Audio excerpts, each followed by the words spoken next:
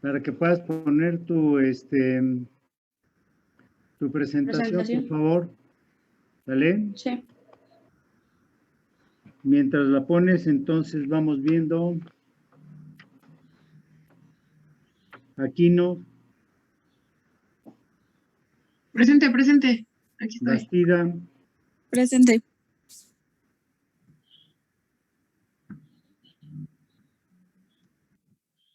¿Ya estaban admitidos todos? Falta Ale y Bristo. Ale, Bris y... ¿Quién es Chu? Ajá. ¿Sí? Sí, soy yo, pero yo ya No. estoy aquí. Entonces falta Bris, Amaury y Ale. Pero ya están en sala de espera.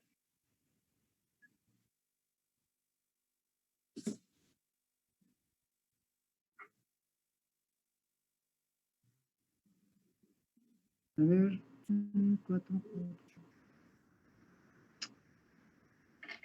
¿Quién es Alberto, el que está en sala de espera? Javier Santos, Doc. Javier Santos y Bris. Y Ale también. Alejandra.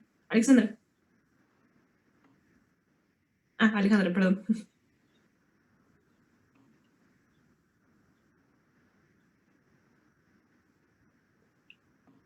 Ajá, a ver, entonces... Pues empiézale, porque si no, en lo que entran y no entran, se nos va a pasar el tiempo y acuérdate que hoy a las 9 tiene clase con el doctor. Ok, entonces voy empezando. Sí. Buenos días, compañeros y maestros. El día de hoy les voy a presentar el tema de principios bioéticos de la relación médico-paciente. Antes de empezar con... A ver, permítame tantito.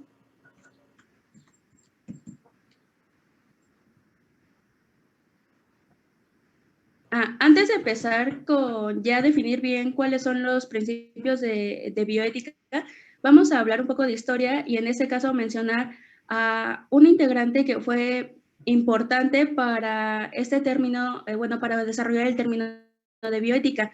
Le vamos a llamar el padre de la bioética, también conocido como Van Rensselaer Potter. A Van Rensselaer Potter se le conoce desde 1970 como el pionero que acuñó el término de bioética en idioma inglés.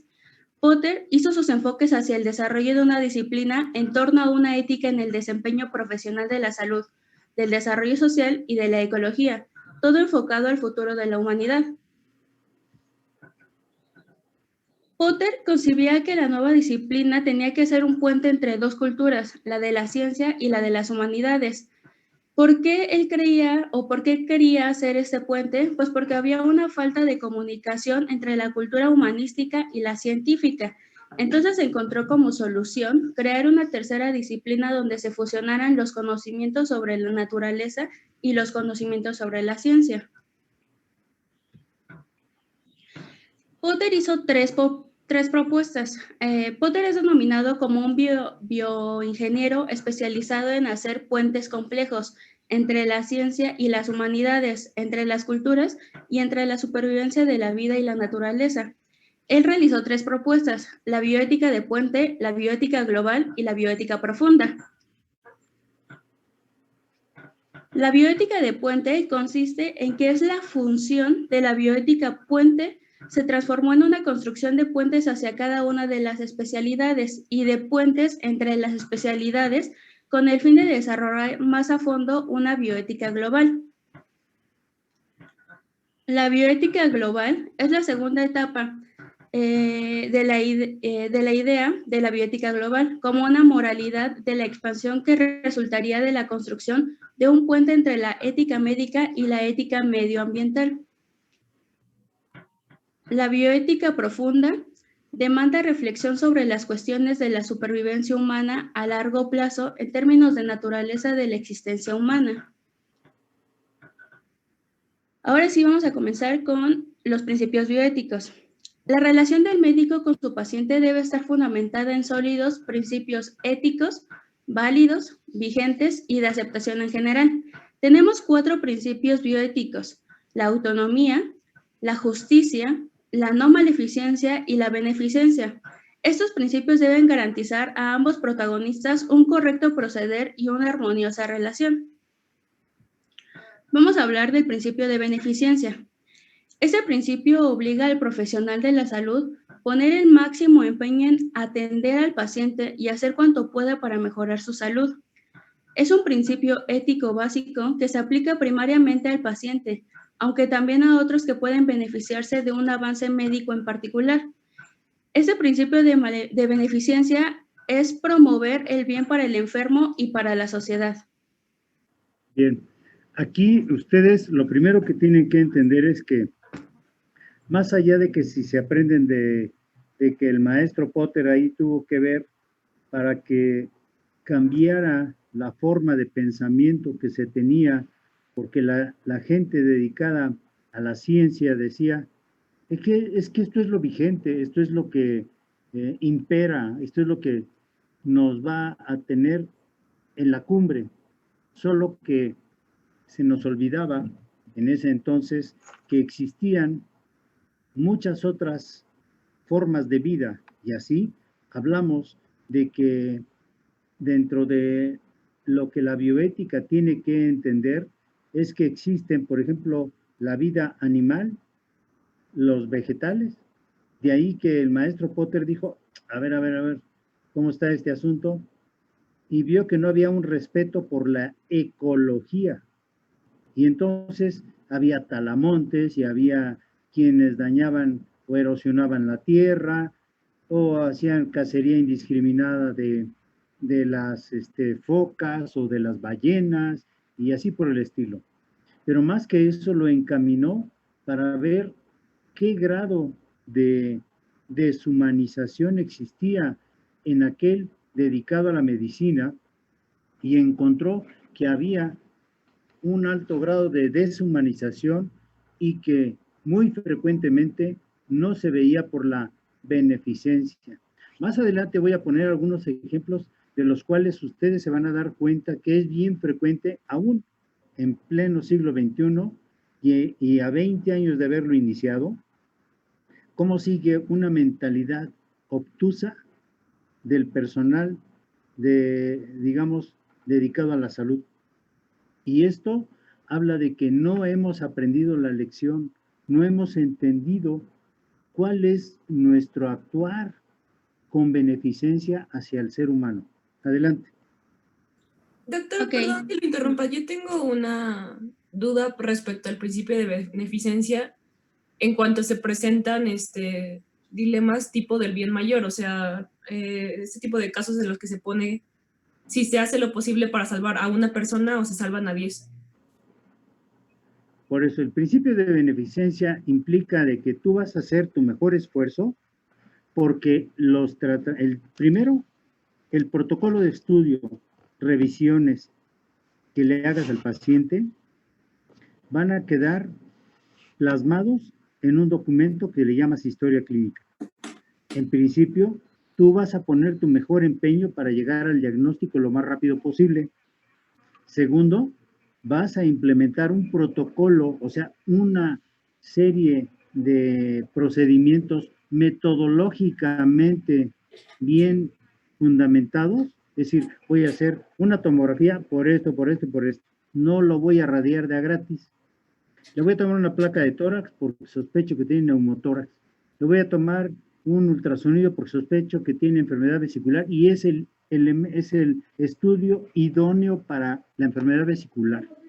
Entonces, estoy viendo lo que más beneficie al paciente en un afán de tener el diagnóstico. Pero va más allá. Ahora le voy a ofrecer el mejor tratamiento posible que yo tenga disponible en este hospital. Tengo equipo de laparoscopía, le hago y le propongo cirugía laparoscópica para la vesícula. O tendría otra opción y bueno, le voy a hacer una cirugía abierta, le voy a hacer una incisión, pero en lugar de hacerle una incisión, pues digamos que sea razonablemente suficiente, no, le hago una incisión de pubis a esternón Pues no, ¿verdad? No voy a hacer eso. Eso ya no fue beneficencia.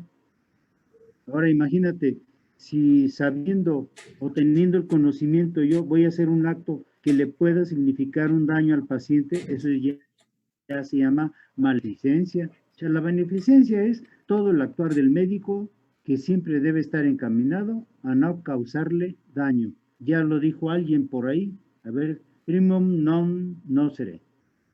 ¿Quién dijo? ¿Quién dijo? Ah, Ah, sí, resulta que el único que fue a la escuela con él fui yo, ¿no? Con Hipócrates. Hipócrates. Ah, sí, sí, él era mi maestro, pero ustedes, quién sabe si lo vayan a reconocer. que Adelante, somos síguele. generación. Ah, sí, él no Ok, era milenio, entonces, pero también usaba su sentido común y habían de ver cómo le hacía. Nunca era partidario de causar daño. Adelante. ok, continuamos con el principio de no maleficencia. Este principio implica sobre todo el imperativo de hacer activamente el bien y evitar a toda costa el mal. Este principio es distinto a la beneficencia, ya que el deber de no dañar es más obligatorio que la exigencia de promover el bien. No matar, no causar dolor. El principio de autonomía. El ser humano debe ser libre de todo control exterior y ser respetado en sus decisiones vitales básicas. Significa el reconocimiento de que el ser humano, también el enfermo, es un sujeto y no un objeto. Bien, aquí algo importante. Considere usted que en muchas de las ocasiones al paciente le limitan el derecho a tomar una decisión, empezando porque el médico no le permite opinar. Bueno, usted me vino a consultar, ¿no? Ya le estoy diciendo que es lo mejor. Así es de que me firma aquí de que lo voy a operar. Bueno, espéreme tantito, doctor. Pues mire, es que quiero manifestarle algo. ¿Va a querer que lo opere? Sí o no, sino para que le siga yo, porque tengo mucha consulta. Vea que tengo 30 pacientes más allá de usted. Es decir, el actuar de esa manera no le permite que el paciente exprese su voluntad o su no voluntad. Puede pasar que la familia influya, por ejemplo, la familia toma la decisión por él sin que él haya autorizado. Oiga, don Benito, lo vamos a amputar de su dedo porque ya tiene necrobiosis de origen o de etiología diabética y tiene que amputarse ese dedo porque si no empieza el dedo y puede perder el pie o la pierna o si no hasta la vida. ¿Nos autoriza? Bueno, lo voy a platicar con mi familia. Está bien, hoy avísenos por favor. Y antes de lo que estamos pensándolo, llega el familiar. ¿Dónde es donde firmo? ¿Firmar qué? Sí, ya para que le opere a mi papá el dedo, ya quíteselo. Bueno, y ya estuvo de acuerdo, ya firmó el paciente. No, no importa, yo firmo por él. El familiar es el que va a sufrir la cirugía. El familiar es el que va a perder el dedo, la pierna o la vida. No, ¿verdad? Entonces, tiene que haber un consenso de familia para que digan lo que sea mejor para mi papá. Si hay que amputar ese dedo, salvemos el resto del pie y la pierna. Pero entonces debemos ser suficientemente claros en lo que vamos a plantear. Ya lo dijeron en los derechos del médico, no andar garantizando, oiga, mire, se lo garantizo como refrigerador, le dura 3 meses y después ya no me pregunte, ¿eh? No, así no es la cosa. Usted tendrá que decir que estamos hablando de un paciente que ya tiene daño de arterias y que por esa razón tiene un pronóstico al futuro de volver a presentar un cuadro similar. Entonces, que por ahora se puede quitar solo ese dedo y salvar el resto del pie y la extremidad para que pueda seguir caminando y valerse por él mismo. Vea que es diferente el planteamiento y le está dando usted una oportunidad a esa persona de que sea otra vez útil y que se pueda valer por sí mismo. Adelante. ¿Qué más? Ok, el paciente debe ser correctamente informado de su situación y de las posibles alternativas de tratamiento que se le podrán aplicar. Significa que debe respetarse la decisión de los pacientes que después de una adecuada información tienen la suficiente competencia para tomar la decisión. Esto nos va a llevar a recibir un consentimiento informado.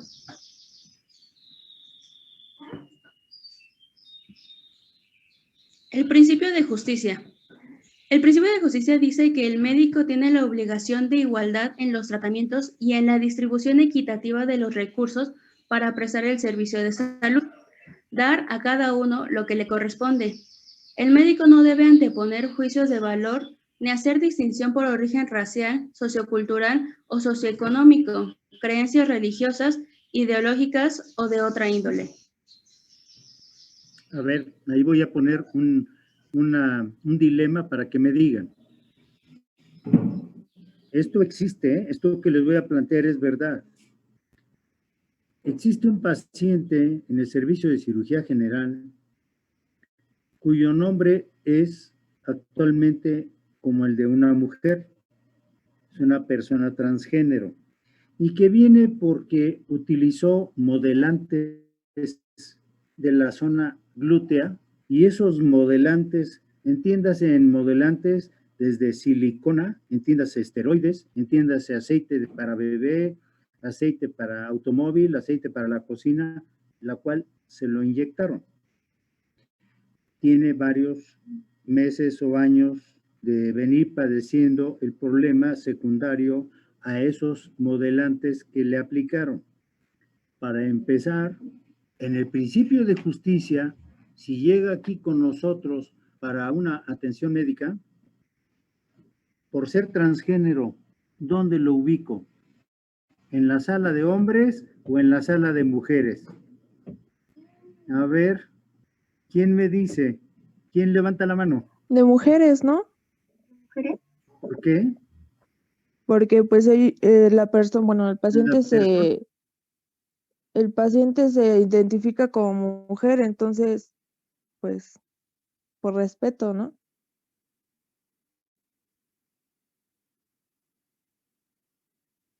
Porque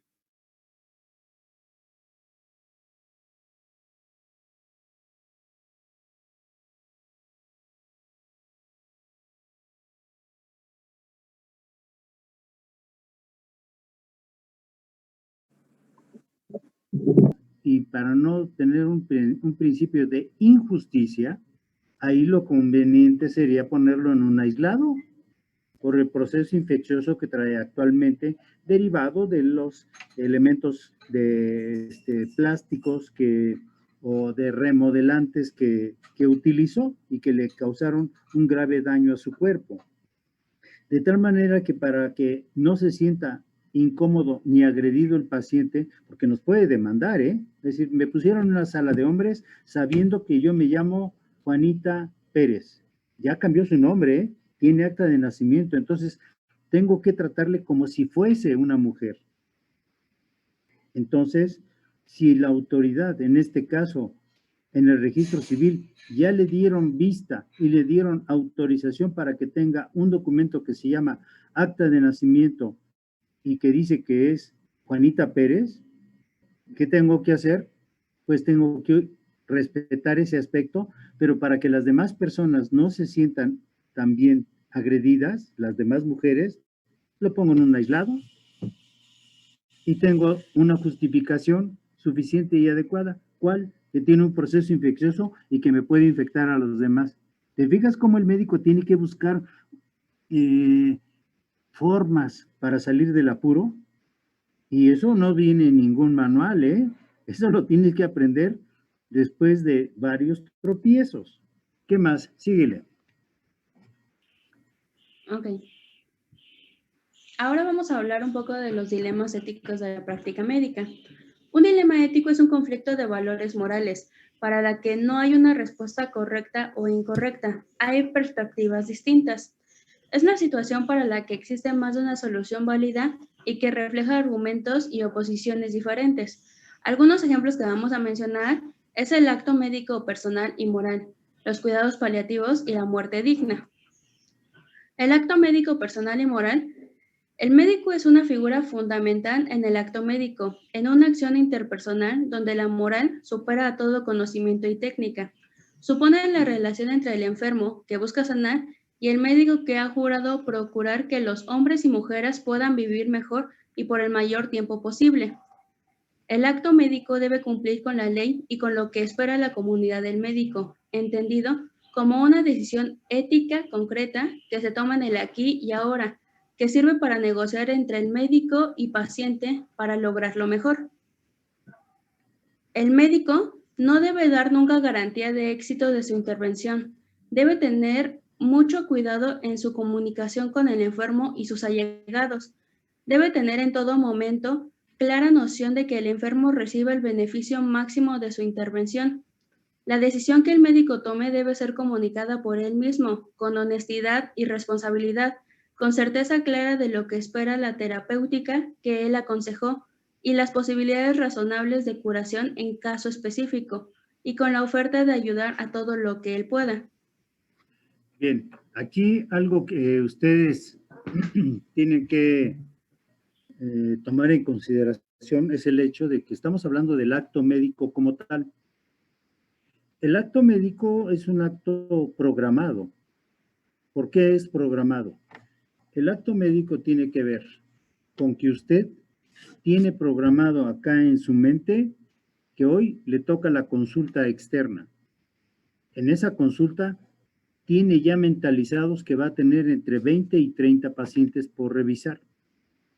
Asimismo, sabe que si es un médico general y está en una unidad de medicina familiar, va a tener ese volumen de pacientes y que va a haber de todo, es decir, el diabético, el hipertenso, el cardiópata, el neumópata, en fin, va a haber de todo.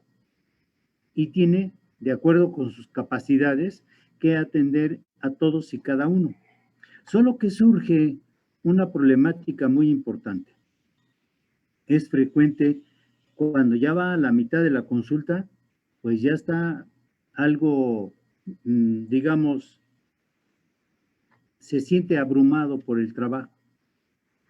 Y entonces, de alguna manera, empieza a cambiar su talante, su estado de ánimo, empieza a cambiar en algunos momentos su forma de responder, su forma de actuar.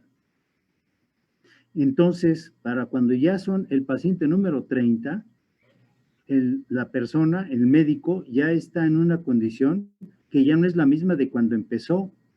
Y entonces, todo lo que le va planteando el paciente ya lo quiere resolver, pero rapidito. Bueno, a ver, en concreto, don Jeremías, dígame, ¿a qué vino? Es que me duele, doctorcito, porque mire que, a ver, entonces, ¿dolor en dónde? Aquí en el pie, porque fíjese que, a ver, no me eche historia, dígame en concreto qué.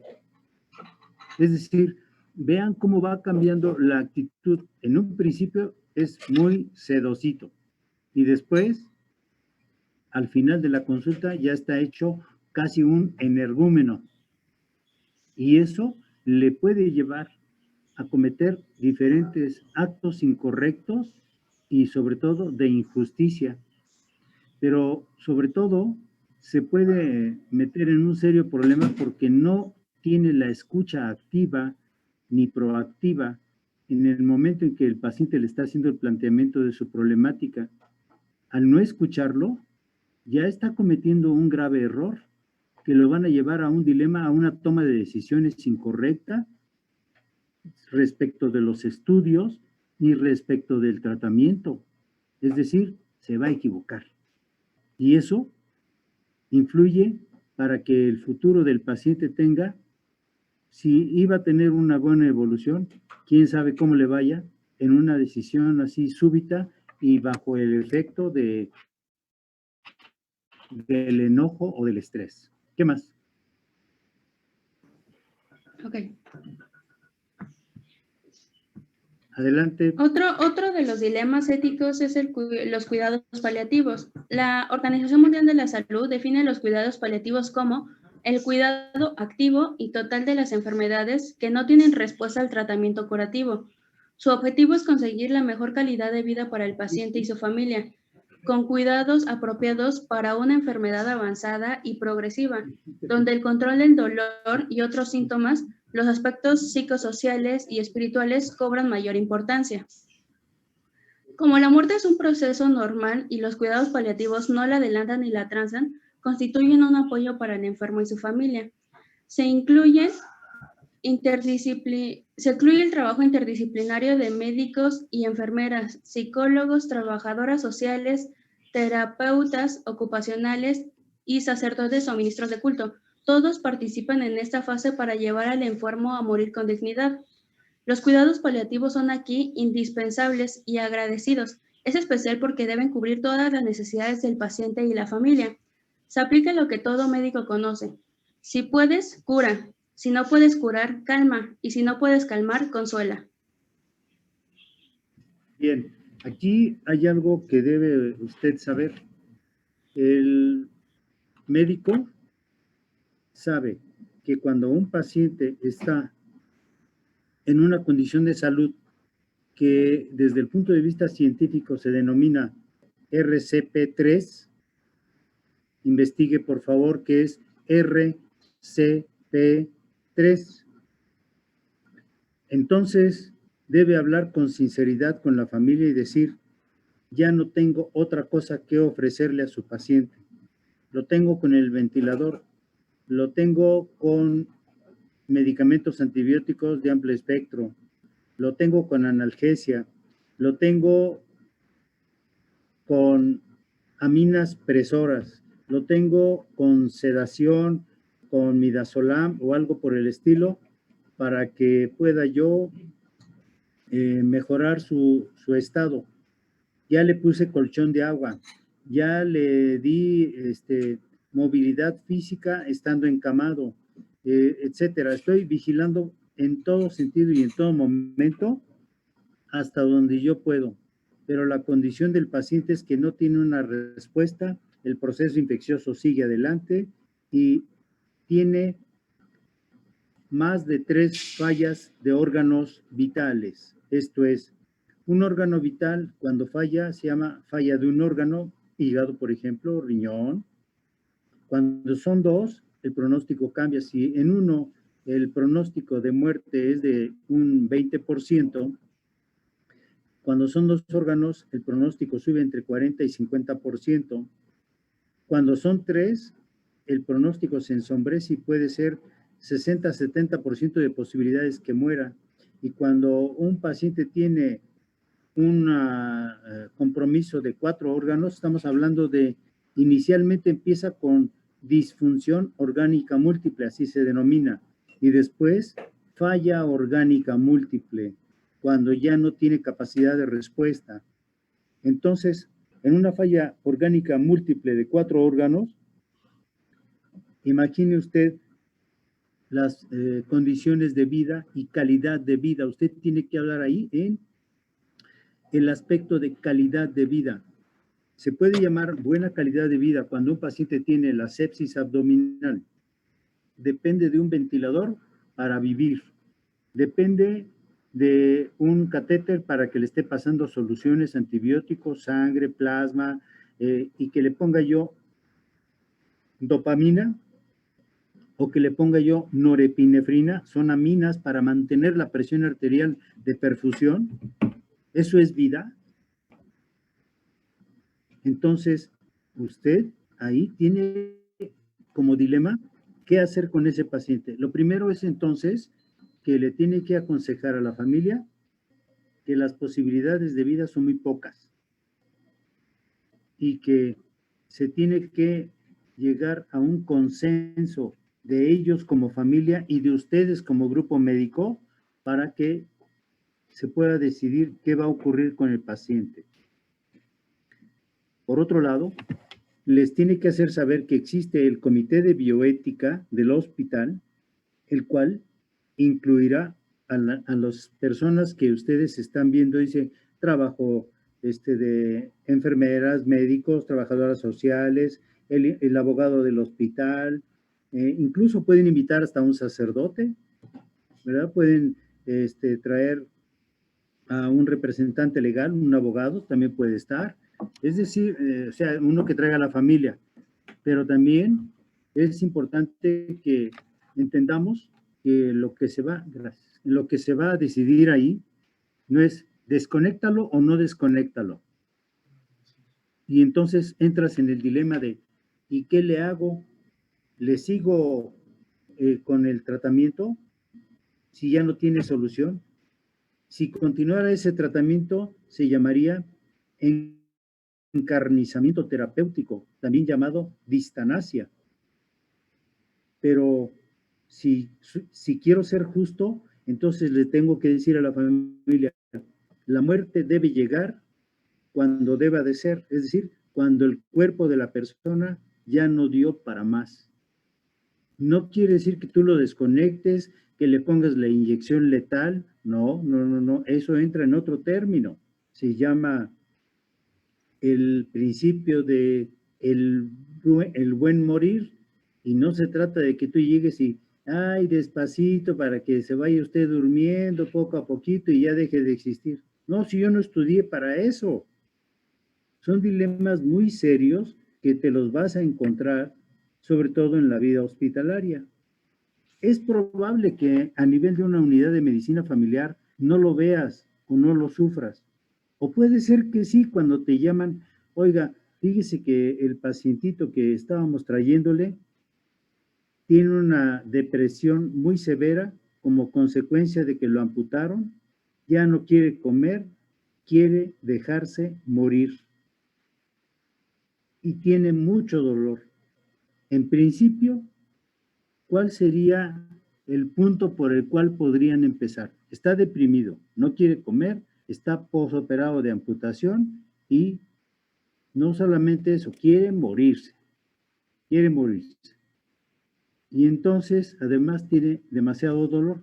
¿Por cuál empiezan? A ver, ¿quién me dice? A ver, Zavala, ¿qué harías tú?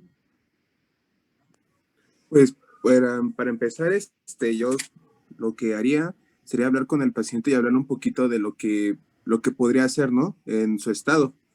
¿Cómo qué le dirías? Pues le hablaría de lo que, o sea, de lo que podría hacer como trabajo, y más si es una persona que todavía puede producir y si está joven, puede hacer varias cosas sin una amputación, ¿no? Igual le hablaría sobre la prótesis.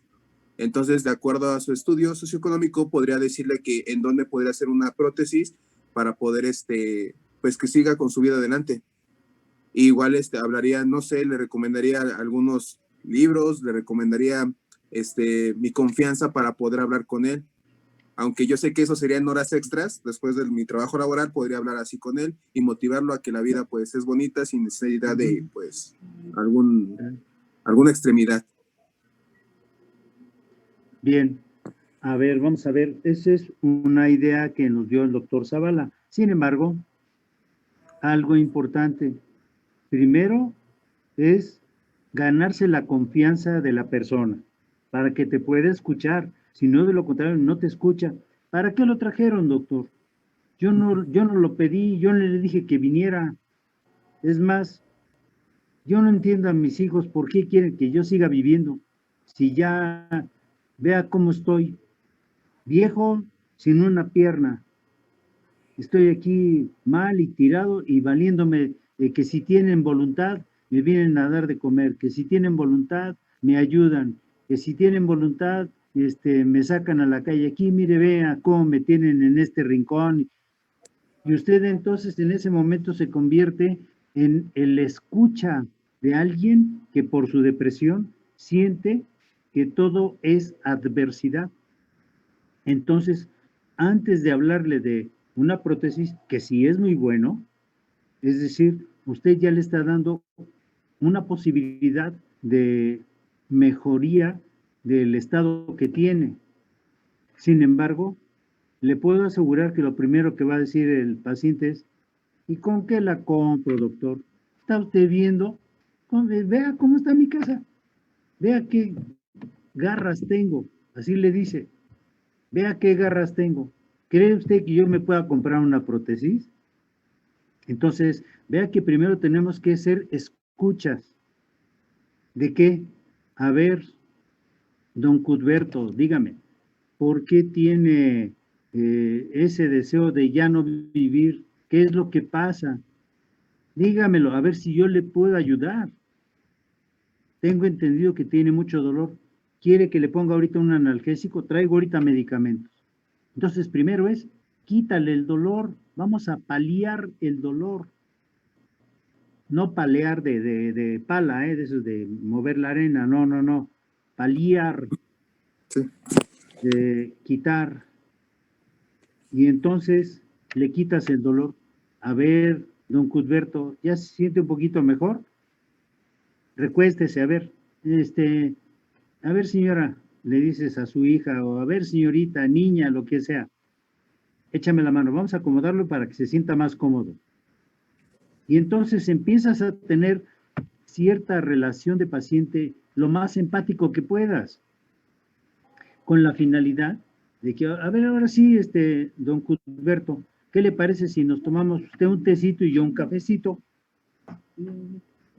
Y entonces ya estás tratando de buscar la forma de cómo le podríamos hacer para volverlo a hacer que el paciente cambie un poquito de actitud. Y tú le dirías, yo tengo un equipo de trabajo con el cual le puede ayudar mucho. Mire, la trabajadora social puede buscar la forma de que la posible prótesis, ella vea si hay algunas damas voluntarias que se la puedan donar. 2, tiene usted la posibilidad de que el psicólogo o psicóloga, oiga, pues si no estoy loco, no, es que ellos no ven enfermos que tengan enfermedades mentales, no, para a ver cuál es todo este mecanismo por el cual usted está tan deprimido. Y así sucesivamente va usted avanzando paso a paso y entonces le hace usted ver la situación y cambiaría mucho, muy probablemente cambiaría mucho esa actitud. Diferente es cuando el equipo de trabajo del cual hizo mención su compañera tiene que evaluar una situación de una persona que está premortem, de una persona en la cual se tiene que tomar una decisión para que al momento que presente un paro cardíaco ya no se le den maniobras de reanimación. Es totalmente diferente. Por eso es que tenemos que analizar muy bien el contexto del problema para poder tomar decisiones. ¿Qué más, doctora? Doctor, también vamos a hablar de la muerte digna. La definición de la muerte digna es el estado terminal que descansa en que la muerte es un proceso concomitante a la enfermedad, haya sido o no reconocida, y es un acto fisiológico que se presenta en un momento no esperado o como resultado de la progresión de enfermedad o trauma. En condiciones de hospital hay la necesidad de que 3 médicos constaten la falla orgánica múltiple: el médico tratante, un especialista en la enfermedad que parece ser principal causa y un internista. Se debe continuar con el apoyo debido para que el enfermo no muera de sed, de hambre y esté sin dolor, con apoyo psicológico, tanatológico y espiritual, que el caso demande, que debe ser ofrecido a la familia y amigos en tanto no haya ninguna medida que suponga una probabilidad de recuperación. Hablando de estos términos de cuidados paliativos y muerte digna, vamos a mencionar 3 conceptos. El primero es la distanasia, que es la prolongación innecesaria del sufrimiento de una persona con una enfermedad terminal, mediante tratamientos o acciones que de alguna manera calman los síntomas que tiene y tratan de manera parcial el problema, pero con el inconveniente de estar prolongando la vida sin tomar en cuenta la calidad de vida del enfermo. Otro concepto es la ortotanasia, que permite que la muerte ocurra en su tiempo cierto cuando deba ocurrir. Por lo tanto, los profesionales de la salud están capacitados para otorgar al paciente todos los cuidados y tratamientos para disminuir el sufrimiento, pero sin alterar el curso de la enfermedad o, por lo tanto, el curso de la muerte. El siguiente concepto es la eutanasia.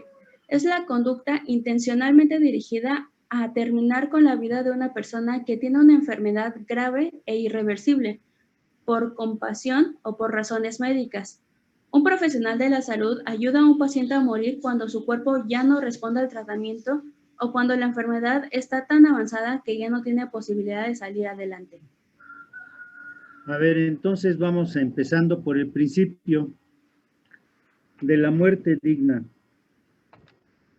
¿Me puedes dar algún ejemplo de la muerte digna?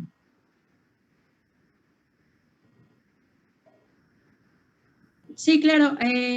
Se me ocurre cuando las personas están ya en fase terminal, que pues ya no se les puede hacer como, o un poco, bueno, para las personas que tienen cáncer y que ya tienen fase terminal, que ya están como, pues, por así decirlo, a punto de morir y que por los familiares quieran pues ponerle o seguirle dando medicamentos o función vital por parte de aparatos o de máquinas, cuando ya no le está haciendo más daño a la persona que pues ya no se le está dando una buena calidad de vida. Entonces es mejor pues que ya no se le den esas atenciones para que pueda la persona morir pues dignamente. Entonces entramos en algo que tenemos que ser muy claros. ¿A qué le llamamos dignidad? ¿A qué le llamamos normalidad? ¿A qué le llamamos algo justo para el paciente? Es decir, vean ustedes que son términos que son tan amplios que una persona los puede ver en un sentido y otra persona los ve de otra manera. En todo sentido debemos entender que la muerte digna es aquella que debe ocurrir cuando el ciclo de vida de una persona está llegando a su fin, no que yo se lo interrumpa. Es decir, yo no debo de interrumpir el ciclo de vida por mi voluntad y por mi deseo. Ay, no, pobrecito, está sufriendo mucho, pues ya mejor le voy a poner la inyección ahí, que lo duerma para que se le olvide respirar. No, eso no. Se tiene por voluntad algo que diga el paciente.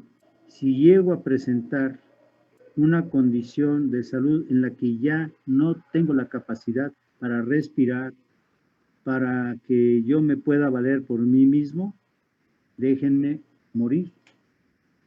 Y en un momento determinado, usted no puede contravenir eso porque para ello va a firmar un documento que se va a llamar voluntad anticipada. Y en ese momento, ese documento avala y dice que deslinda de toda responsabilidad al personal médico, paramédico y administrativo del hospital, ya que es su voluntad que no le sigan manteniendo en vida con medios artificiales o por medios de equipos que le den soporte de la vida, ni nutrición, ni un equipo de ventilación, nada. Si ya nada más mi deseo es que ya no tengo solución por todas las enfermedades graves que tengo, ¿saben qué? Mejor dejen que llegue el momento. Me va a doler, sí, pero es el momento que ya se está acercando. Y eso es una voluntad que no la puedes cambiar, porque para eso la va a firmar y tiene que haber testigos. Previamente tuvieron que haber tenido una plática con la familia y con el paciente. ¿Quién? Un tanatólogo, un psicólogo, un sacerdote y la propia familia. Y entonces van a llegar a esa conclusión de que la muerte digna es aquella en la que no exista dolor, en la que no exista sufrimiento. Ahora bien, cuando un médico dice, bueno, llega a su turno, llega a su guardia, y es la noche, entra a las 8 de la noche, y se encuentra con que el paciente está con el ventilador, que no responde, que ya está muy mal, que está todo toxinfeccioso, y entonces el estado de septicemia no le permite seguir adelante al paciente. Pero el médico dice, no, ¿saben qué? Yo voy a hacer todo lo posible, pero en mi guardia no se muere, ¿eh? No, yo que voy a andar haciendo certificados. En mi guardia no se muere, yo lo voy a entregar vivo. Eso se llamaría, ¿cómo? A ver, Molotla, ¿cómo se llama eso?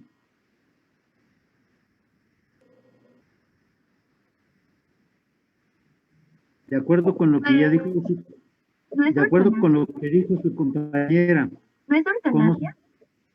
¿Cómo? ¿Ortonacia?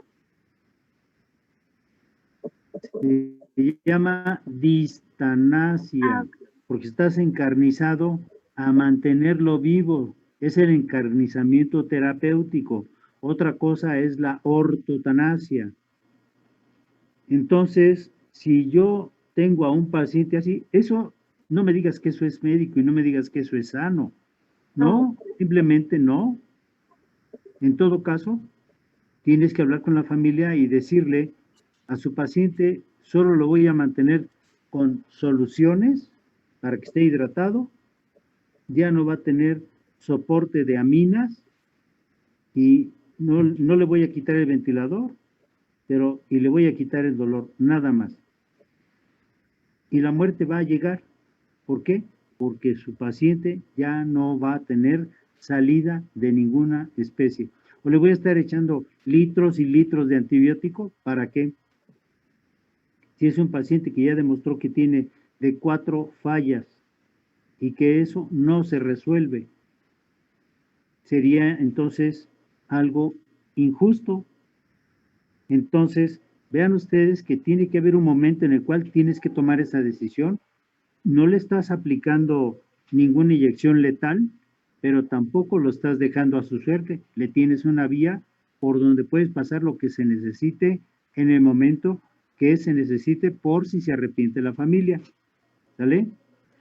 Ahora bien, recuerda que en nuestro país no existe una legislación donde esté autorizado la eutanasia. Es decir, ¿quiénes legislan? La Cámara de Diputados y de Senadores. Y ellos son los que aprueban leyes. Ellos son los que dicen cuándo y de qué manera las leyes se aplicarán en nuestro país, con la idea de que se cumplan estas leyes, así como las normas oficiales que ya conocemos. Ellos establecen que en nuestro país no se permitirá la eutanasia, aunque tú lo digas, es que lo voy a hacer por compasión. No. ¿Es que está sufriendo mucho el paciente? No. Usted puede ir a la cárcel porque le van a considerar un homicida. O sea, comete delito de homicidio por haberle quitado la vida a través de un medio que usted tenía a su disposición y lo hizo, según ellos, premeditadamente al cargar una jeringa con un fármaco que sabía que le podía causar un daño y la muerte. Entonces le llaman con premeditación y entonces el homicidio se pone en primer grado porque ya no fue por desconocimiento ni por error. Es que agarré por error esta jeringa y le puse.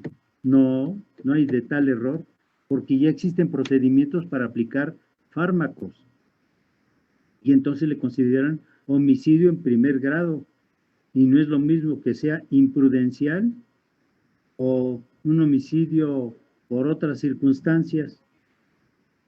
Entonces, sean ustedes muy cuidadosos porque las leyes en México, más allá de que si te ayudan o te protegen, no, pues están en tu contra.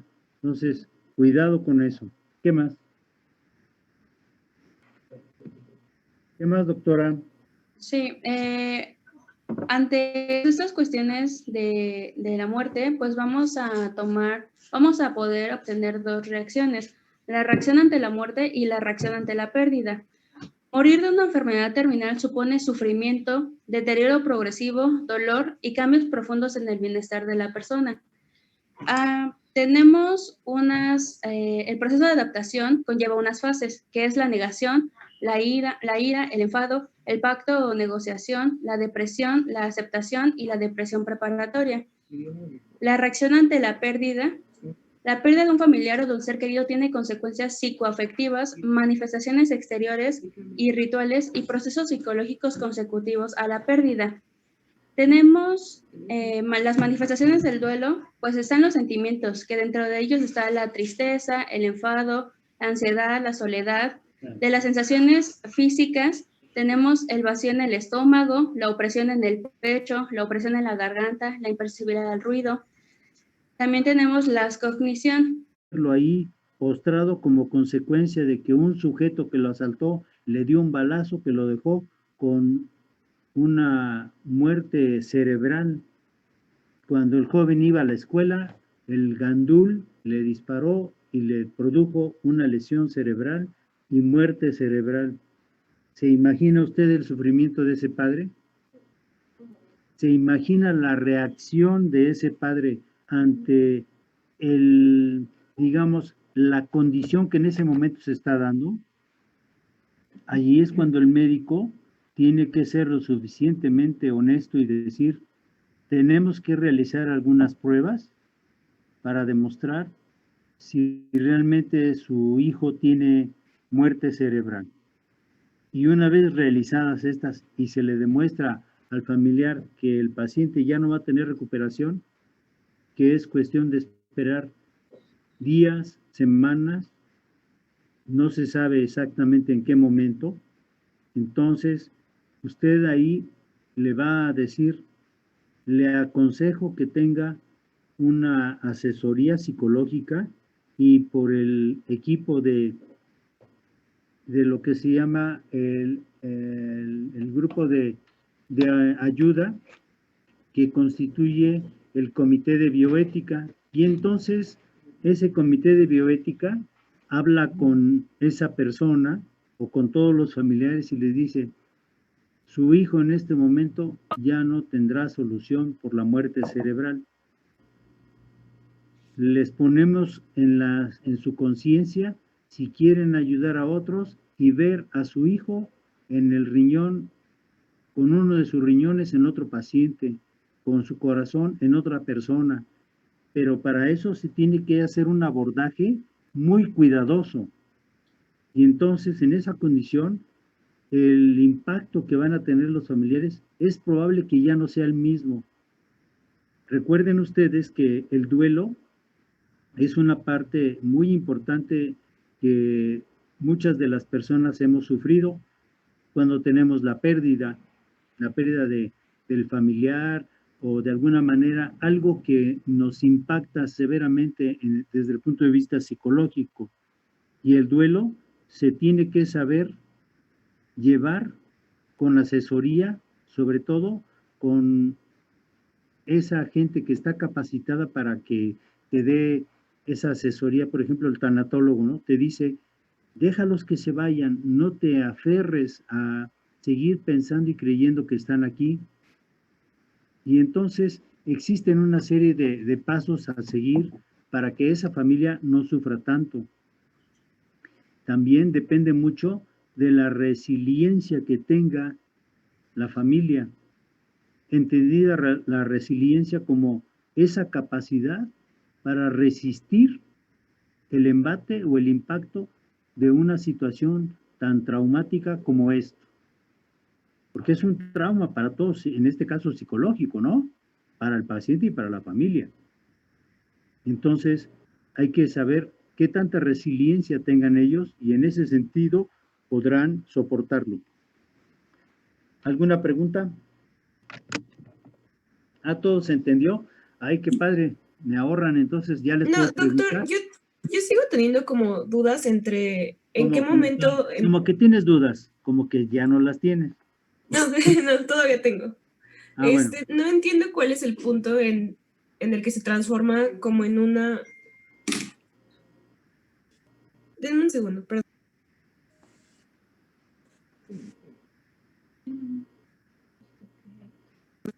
Perdón. ¿Sí? O sea, no me queda claro en qué momento pasa de ser como una muerte, o sea, asistida y una eutanasia. Es que nunca he entendido como la diferencia entre esos dos términos. Una muerte asistida. Ajá, y la eutanasia. no es que asistas a ver cómo se muere, no, eso no es. La muerte asistida es cuando una persona sabe que tiene una patología que nunca jamás en la vida se va a quitar. Y esa patología, ¿ahí me escuchan? Sí, ¿Sí? bueno, ¿Sí yo me sí. escuchan? Ah, bueno. Pero no lo vemos. Pues no, porque ya me cambié aquí la imagen, oye, ¿qué hicieron? ¿Qué movieron? ¿Ya me ven? ¿Ya no me ven? Sí lo vemos, doctor. ¿Sí? Bueno, entonces, cuando una persona sabe que ya no tiene salida, tiene esclerosis múltiple y se ha ido deteriorando hasta que quedó postrada, que ha significado un supergasto para la familia, que está con un proceso infeccioso ahí por las úlceras de presión o por presión, y que además requiere seguir comprando medicamentos y ya no tiene más dinero para comprarlos. Entonces le dice al médico, oiga, ¿existe alguna cosa que yo me pueda poner porque en esta condición ya no quiero vivir? Sí, sí la hay. ¿Me puede dar de eso? No, yo no se lo puedo aplicar. Bueno, usted cargue la jeringa y yo veré cómo le hago, pero yo me la pongo. Y eso ha ocurrido. Le llenas de fentanil su jeringuita, se lo pone, él solito se lo conecta y solito le da, le aplica ahí y ya. Tú estás asistiendo a que él solito se esté poniendo su inyección letal, lo cual es un dilema de conciencia, ¿eh? Porque tanto peca el que mata la vaca como el que le detiene la pata. Entonces, lo mejor de las cosas es no te hagas cómplice porque vas a llevar en tu mente por el resto de tus días, de los próximos 100 años que te faltan, vas a llevar cargando en tu mente eso, lo cual es, desde mi punto de vista, algo muy difícil de aceptar, ¿eh? Es doloroso. Y créanme que no se le desea a nadie, ¿eh? Es un dilema muy, muy serio. Y la ley te puede acusar de que como si estabas viendo que se estaba suicidando, no lo detuviste, ¿por qué no hiciste nada? Sobre todo cuando la familia se entera, te, te revierte el problema y te lo echa. ¿Eh? Entonces, ten mucho cuidado con eso. ¿Qué más?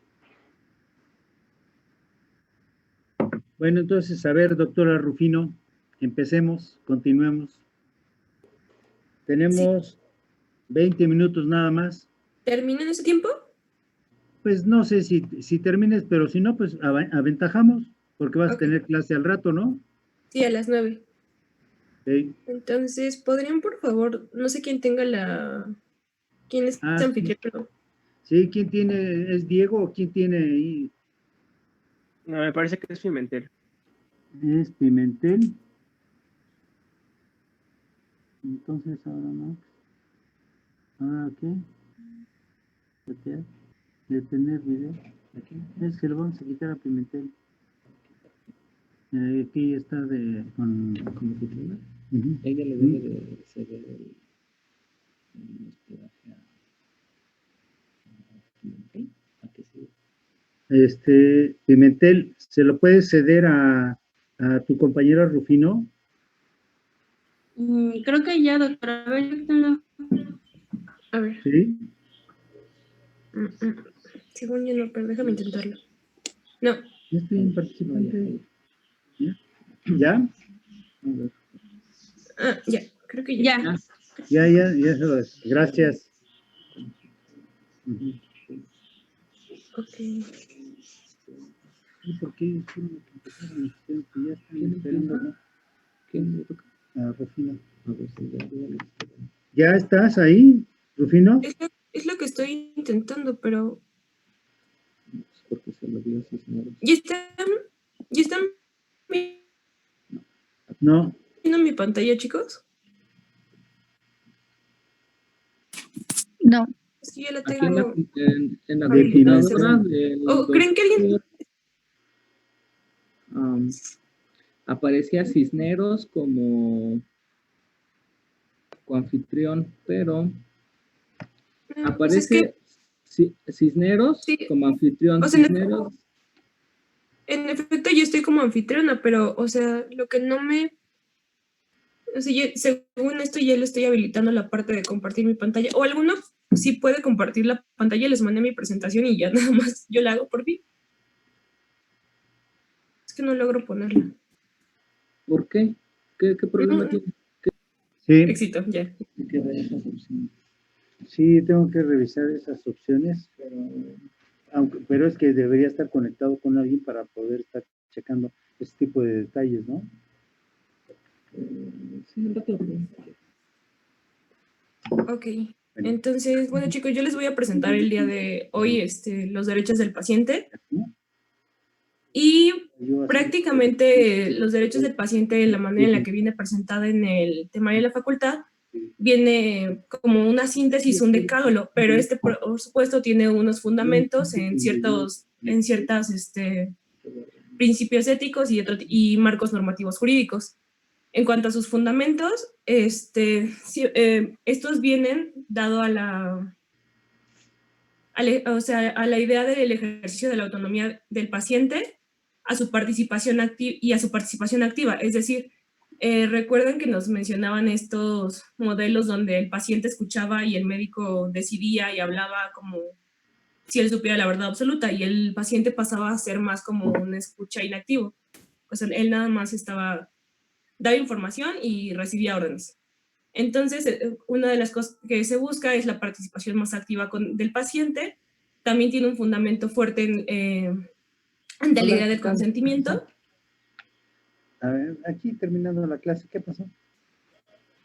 Ante la idea del consentimiento, por la cual el paciente primero tiene que tener una idea clara de lo que va a pasar que tiene con su estado de salud, con los del tratamiento, y ya sea para diagnóstico o para curación. Sí. Y por supuesto el beneficio del paciente y los principios de no maleficencia, que ya no incluí por un tema como de espacio.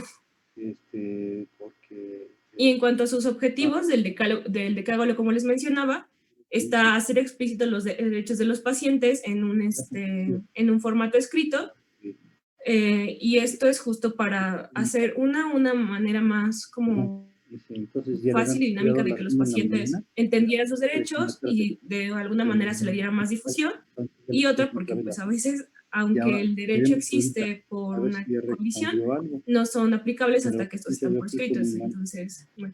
Y también tenemos la fomentación de la atención médica digna y la mejora de la calidad del acto médico. Vale, ahí nos vemos. Bye. En cuanto a su marco jurídico, aquí es un poco truculento de tratar. ¿Por qué? Porque viene desde un contexto histórico en el que hablamos como de de civilizaciones como más viejas. Creo que alguno de ustedes mencionaba civilizaciones preoccidentales en donde se le pagaba al médico y en su defecto perdió una mano, ¿no? Entonces vienen un poco de ahí en un contexto histórico. Habló del código Hammurabi. Ajá, sí, Hammurabi. Pero en cuanto al contexto del país, tenemos básicamente el derecho de protección a la salud, incluso la Constitución Política Mexicana y la Ley General de Salud. Entonces, ya es como tal el decálogo, y el primero es recibir una atención médica adecuada de acuerdo a las necesidades específicas de salud del paciente, evidentemente contar con un personal capacitado de acuerdo a estas y a ser informado en su estado de salud, y en este punto en particular se va a ahondar más en los siguientes puntos.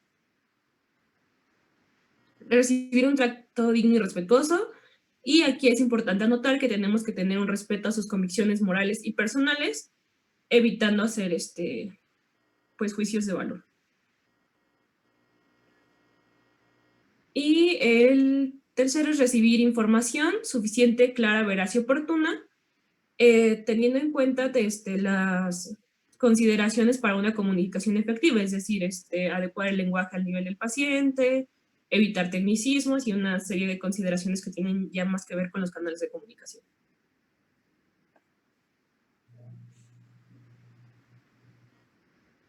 Y el siguiente es decidir libremente sobre su atención, de manera personal y sin ninguna presión, ya sea institucional, de los pacientes, de nosotros mismos, porque, o sea, lo que leía un poco es que nosotros tendemos, o sea, se tiene una ligera tendencia hacer como una presión hacia el paciente, y viene de todas partes, desde el profesional de la salud hasta la familia e incluso la propia institución.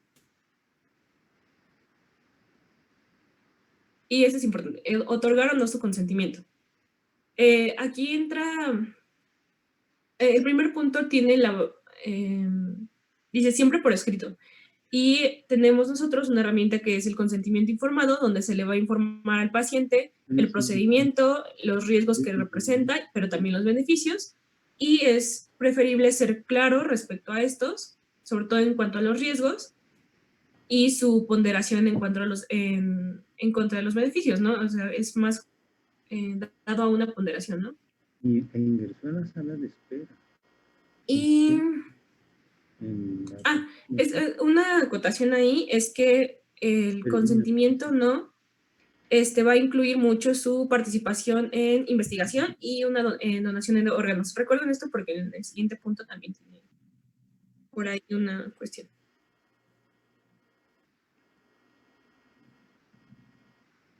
Y el último es ser atendido cuando se inconforme por la atención médica recibida. Y en este caso tenemos, al menos en el país, la CONAMED, que es la Comisión Nacional de Arbitraje Médico, que básicamente se va a encargar de fungir como una especie de mediador cuando se genera algún conflicto respecto a la atención recibida entre el paciente y el prestador de servicios de salud, en este caso el médico. Y en cuanto a los desgloses de esta parte en particular, tiene derecho a recibir una respuesta por la instancia correspondiente cuando éste es inconforme, y también a disponer a vías alternas judiciales para tratar de mediar el conflicto con el personal. Creo que me fui muy rápido, lo siento. Bien, aquí hay varias cosas que... Ay, perdón, me salté uno. Lo siento. Creo que me salté. Es que no sé qué pasó. Lo siento, es que me salté algunos. Disculpen. Lo siento, es que es como que corta mi pantalla.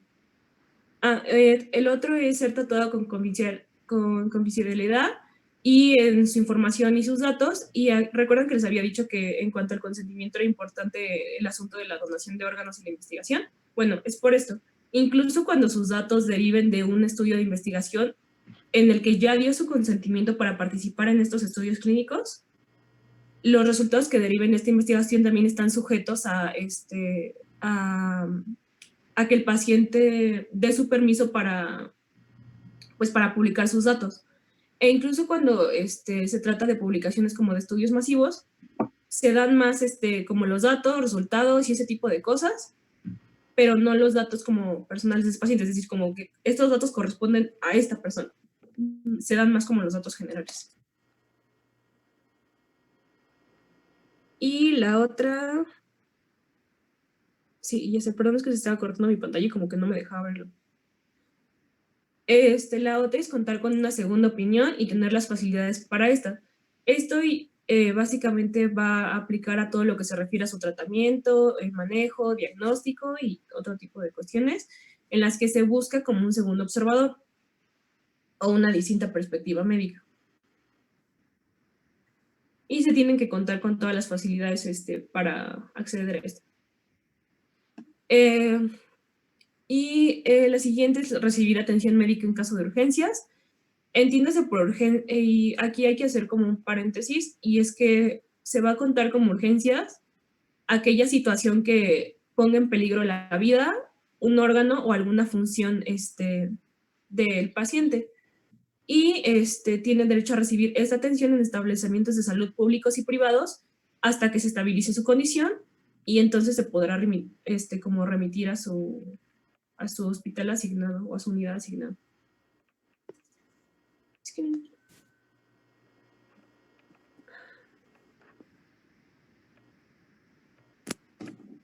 Y bueno, esta es la última que ya les había mencionado, pero ya no me muestra mi bibliografía. Bien, aquí debemos entender varias cosas. Primero, perdón, falta uno más, y es ¿cuál es? el de contar con un expediente clínico, y como recordarán, está sujeto tiene que estar de acuerdo a la NOM 004, que bueno, ya tiene las especificaciones para un correcto expediente clínico. Y recordando que ese también puede ser electrónico y tiene otras connotaciones como legales y jurídicas. Y también tiene derecho a obtener un resumen clínico cuando así lo solicite. Y creo que ya, pero ya no encuentro mi bibliografía, lo siento.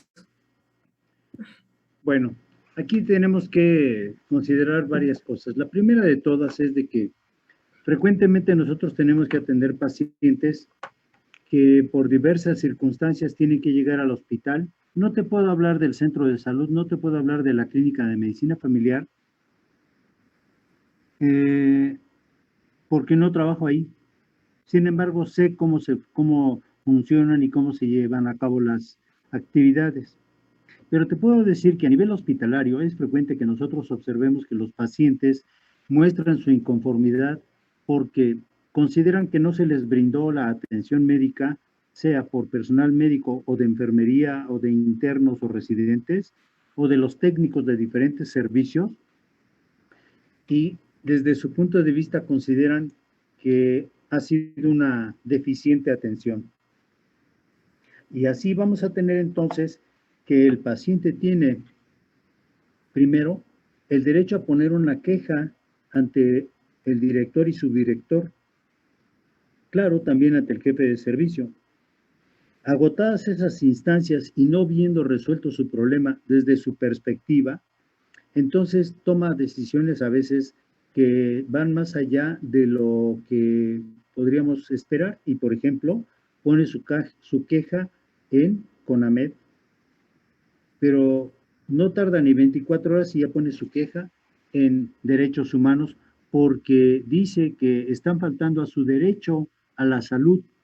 Y eso, derechos humanos, tiene un grupo de personas que se encargan de venir a supervisar y te envían un oficio donde te dicen que de acuerdo con el dicho de la persona o de su representante legal, afirma que no se le está brindando la atención en tiempo, forma y de la manera adecuada, de manera tal que en ese oficio te aperciben de que si no lo contestas y no especificas sobre ese caso qué está ocurriendo, te puedes hacer merecedor a una sanción económica. Pero si es CONAMED, también te pide lo mismo, que hagas una relatoría de los hechos, o sea, resumen clínico, y te piden que anexes copia del expediente y que especifiques si se ha brindado la atención de la manera como la requiere la persona y qué es lo que faltaría y si no hubiere en este hospital los elementos, en este caso médicos, si no existe el equipamiento, etcétera, entonces se indique si requiere asistir a otro hospital o a otra unidad de la red de otra institución. Es importante que nosotros consideremos que cuando ya existe una inconformidad de esta índole, es importante que nosotros entonces entendamos que ya existe un problema serio. Y cuando un paciente tiene una representación legal, en ocasiones su abogado se va a instancias judiciales, se va a los tribunales, no crean que se anda por las ramas, se va a los tribunales y entonces el que pide el resumen clínico y copia del expediente certificado es el juez. Es ahí, doctora Rufino, donde yo le dije al final en mi comentario, dependiendo de las intenciones y cuál es la idea que traiga el familiar, y si es un abogado, si es el abogado o un abogánster o un abogado trinquetes, olvídate, lo que persigue es dinero. Ya no ve la salud de la persona, lo que persigue es dinero. Entonces, entiendan que estos derechos de los pacientes son una situación que debes atender siempre, no hacerla de lado y no considerar que no pasa nada. Sí, sí pasa y pasa muy grave. Puedes a veces hasta perder el empleo, terminas pagando o te retiran a veces hasta la cédula dependiendo la gravedad del problema. De ahí que si una persona, como alguien ayer decía, ¿no?, llega a una consulta y el médico le dice, a ver, pase ahí a la mesa de exploración porque la voy a revisar. Le voy a revisar el miringo. ¿Y qué? No, usted pásele ahí. Para empezar, miringo no existe. Sin embargo, la paciente lo va a tomar como algo tendencioso o malintencionado del médico. ¿Qué me piensa hacer o qué me piensa explorar? Y lo va a relacionar inadecuadamente. Pero ¿qué crees? En ese momento se puede inconformar y decir, no, ya no me voy a dejar explorar. Y se va. Doctor, disculpe que lo interrumpe, es que ya son las 9. Ajá, entonces en esa condición lo que ocurre es que frecuentemente nosotros podemos ponernos la soga al cuello por algo que pudo haber sido tan sencillo. Dale, entonces nos vemos mañana temprano, 7:30. ¿Ok? De acuerdo. Sí, doctor. Vale. Hasta luego. Sí, hasta luego.